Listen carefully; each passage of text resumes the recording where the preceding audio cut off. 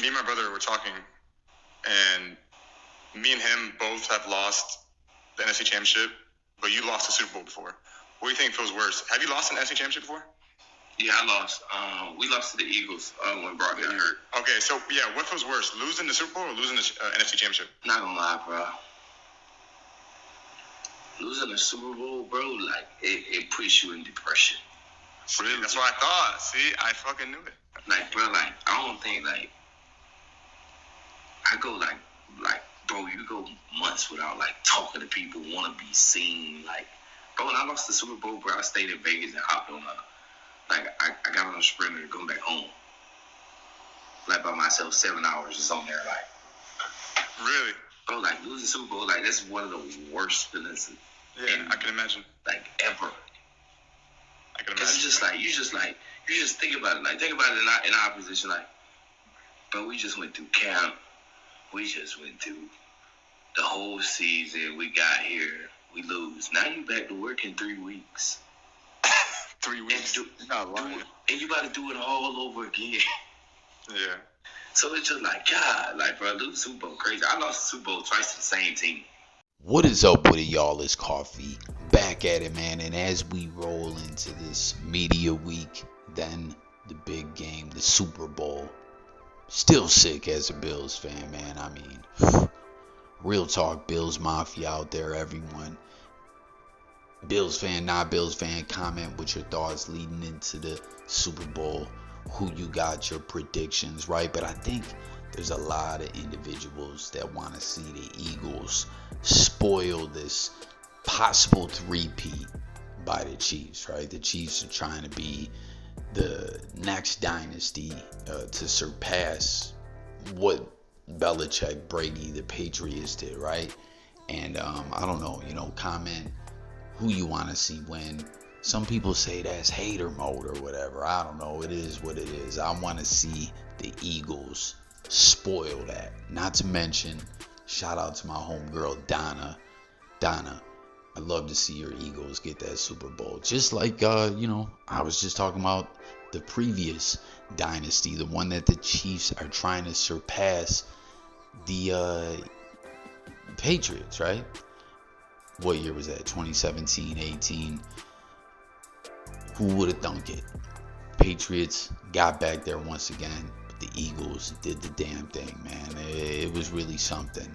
And you heard that clip there. Deebo doing the St. Brown or whatever the fuck it's called podcast was asked about.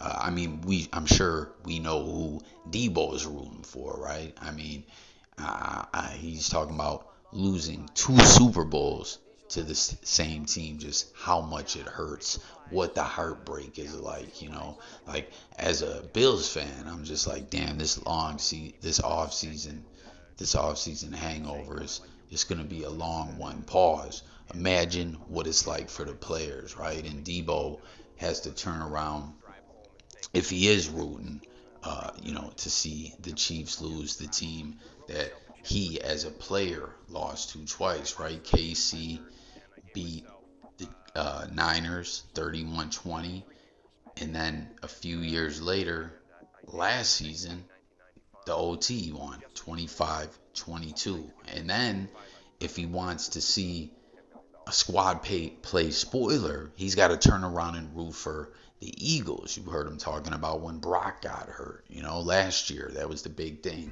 Man, if we had Brock, things would be different, and it was, man. The way Brock Purdy came into the NFL just on fire. The dude was like flawless victory after flawless victory, and then got hurt. And it is what it is, and then this season was like an off season for the Niners. Will they bounce back next year? Will there be an extended or offered to Brock? Like it seemed like a no-brainer, but this year things just didn't go so well for the Niners. But if he wants to see, if he is paying attention, like, man, I don't want to see the Chiefs get another one. They beat me in 2 of them. He talked about losing that conference championship. That's the Eagles, who he's got to turn around and root for. And, as a Bills fan, you talk about going through L's and stuff like that. Obviously, you know, a lot of individuals talk about the Bills being a squad that we went through that long playoff drought, right, which we broke in 2017, the first year that Coach Sean McDermott came to Buffalo. You know what I mean? Now a lot of people are saying McDermott's got to go. He's just not the guy. We've seen his ceiling. He's consistently getting out-coached in these big games.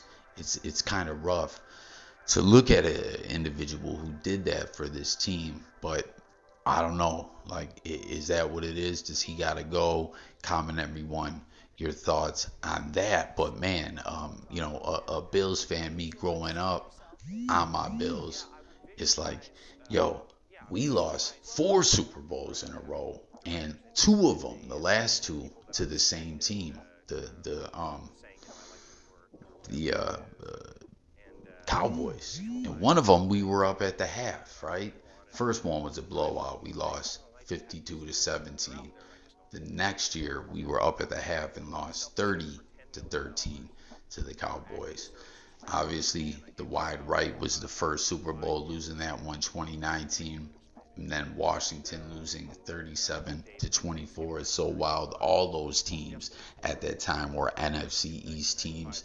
And that Buffalo Bills team, I don't think in those 4 years lost an out-of-conference game. We were beating all these squads. We beat the Cowboys that second loss in week 2. The same year we beat them. The Giants, I think we beat them either that year or the next year. Like, the Bills were unstoppable. We just couldn't do it in the Super Bowl when it counted. Just like this Buffalo team is having trouble beating the Chiefs in the playoffs when it counts the most. That's just been the big narrative. The Bills and Josh Allen, regular season, bang, we got the Chiefs number. But when it comes down to it in the playoffs, it's just tough, you know. Not to mention they're flunking us over on ball spots on 4th down and all that, man. But I just thought that was intriguing, something to point out. Deebo Samuel, like, just talking about the depression that sets in after losing. One, it's like, hey, you guys are taking it for granted, but don't take it for granted. I've never won before. The best example for that was Jason McCourty. You know, Devin had won all those championships and gone to all the Super Bowls, and Jason was in Tennessee, and then he was at Cleveland. He was 0-16, and then he came to us in 2018, and I remember when he talked to the team and said, hey guys, don't take this for granted. I was on an 0-16 team last year. You guys don't know what that's like. I want to go out and win this one. You should too. Don't ever take this for granted. And that was a great message. You know, Fred Taylor. You know, we had so many guys, Steven Jackson, and so many guys like that gave that message to our team. And it makes you think about how lucky you are to be part of such a special group. Take us inside. How big of an ego did you have? And how much did you have to sublimate it and say, this isn't about me? You talking about me personally? You personally, yeah. Yeah. Oh, no, it's about the team. It's totally about the team. But you have an ego. No, coaches don't win games. Coaches lose them. Players. So you had no ego? Never. Players win games. You can't win games without good players. I don't care who the coach is. It's impossible. You can't win without good players. You know, I found out when I had Taylor and Banks and Harry Carson, Pepper Johnson, Jim Burt, Everson Walls, all those guys at the Giants, and same thing, you know, when we got good at Cleveland and then at New England. I mean, it's Brady, it's McGinnis, it's Vrabel, it's Bruschi, it's Corey Dillon, it's Randy Moss, Troy Brown, Lawyer Malloy, Ty Law, Rodney Harrison. Those are the guys that won the games, man. I didn't make any tackles. I didn't make any kicks. That was Vinatieri that made that kick in 4 inches of snow. You got to have good players. And as a coach, you want to give your players a chance to win. You want to put them in a position where if they go out there and play well, they'll have a chance to win. That's what Coach Parcells taught me is there's always a way to win. You just got to figure out what it is, and you have to give the players a chance. And if you put them in a position where they really don't have a chance, where they're just outnumbered or out-leveraged or just aren't in position to handle what your opponents are doing, then even if they're good players, they're still not going to win. You got to put them in a competitive situation, and it's up to them. So sitting here listening to this, would you say that other coaches were similar to you? Because I would think that Vince Lombardi had a big ego. I would think that Bill Walsh, and I knew Bill Walsh, he did have a big ego. Perhaps not Chuck Noll. He seemed to be more along the lines of what you're saying. Tom Landry, more along the lines of what you're saying. But you think that's a common thread, that everybody just gives it up and says it's all about the players? I know Vince Lombardi had like 9 Hall of Fame players on that team. Chuck Noll had, he had over half the defenses in the Hall of Fame in those Super Bowl years.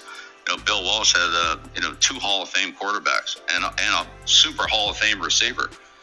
Not to mention all the other great players that he had on defense as well. So sure, Bill and Chuck played a big part in it, and so did a whole lot of other coaches, and Mike Shanahan and Cowher and Joe Gibbs and all those guys. But look at the players that they had too.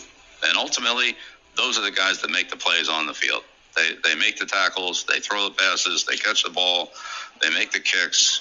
When they don't, like last year, when Buffalo wasn't able to make a field goal at the end of the game to send it into overtime, that was the end of their season. At some point, the players just have to make the plays you need to make to win. Adam Vinatieri made the greatest kick in NFL history. Got us to the Super Bowl in 2001. That was an unbelievable kick in 4 inches of snow. I don't know if anybody else in football makes that one. You've got to have great players, and they've got to play well. And I think that's the key, is getting your good players to play well. And if we look at what happened last week, Buffalo's players played just a little bit better than Baltimore's. Baltimore drops a pass on a 2-point conversion. Baltimore fumbles a couple times in critical situations that normally they wouldn't, but they did in that game, and it cost them. So who had the better team? I don't know. Who played better? Buffalo. This is so much fun to hear, because you never hear this from the perspective that you're giving us. Never hear it. It's not shared. Why do you think that's kept to the vest? Because we idolize these great coaches. And we say, if we only had X in our city, if we only had this great coach, we would be different.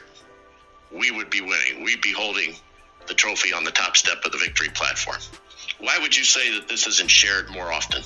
I don't know, but I've never said anything but that. And no, I understand that, but I'm just saying they don't name it the Star Trophy. It's named the Lombardi Trophy. Maybe they should name it the Brady Trophy. He won 7 of them. And how about that right there, man? Talking about coaches and players and Super Bowls and all that. Belichik, it's like, I don't got an ego. You know what I mean? It should be the Brady Trophy, not the Lombardi Trophy. Coaches do what they do and everything, but you heard them at the end of the day.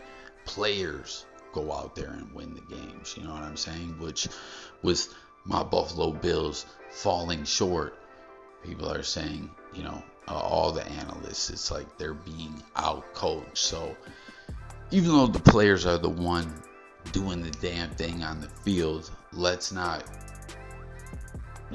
underappreciate what coaches do. But Belichik saying, man, fuck a Lombardi Trophy, it should be a Brady Trophy. But I highly doubt we'll ever see the trophy's name changed. You know what I'm saying? Hell, in the NHL, you still got the Prince of Campbell in Wales, when those conferences aren't even known as that anymore. This is not really something you ever see trophies get renamed. But there you have it, man. Super Bowl coming up, depression, trophy changes, all that. Let's discuss it all in the comments. Subscribe. It's Coffee, and I'll catch